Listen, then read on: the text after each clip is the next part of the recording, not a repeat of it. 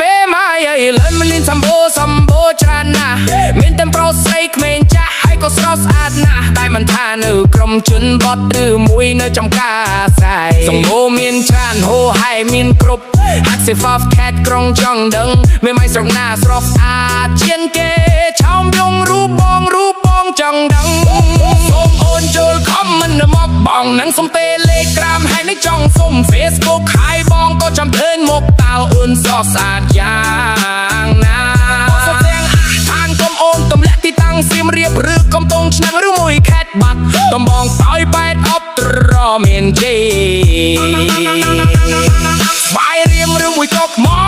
ងព្រៃវែងឬមួយស្រុកស្ទងឬទៅដល់ខេត្តកណ្ដាលបើមេម៉ាយណាបានឃើញឆ្លៃតបបងមក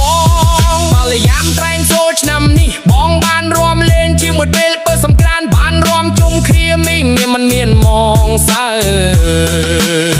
បងអូនឲ្យយើងរួមទៅសប្បាយឆ្នាំថ្មីឆ្នាំនេះ Every Sunset សូមឲ្យបត់ទុកមកសៅ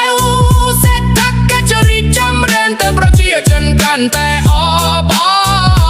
ឆ្នាំសុំថែសុវត្ថិភាពសង្គមមកបរំលែងសុំគុំបងកវត្តបនំតែមងសៅមួយឆ្នាំយើងមានតែម្ដងពួកយើងនួនសប្បាយទៅរួមលេងគុំឲ្យបងសៅយោ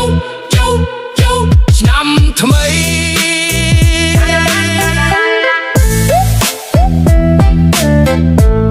មេម៉ាយឥឡូវនេះសម្បូរច្រើនណាស់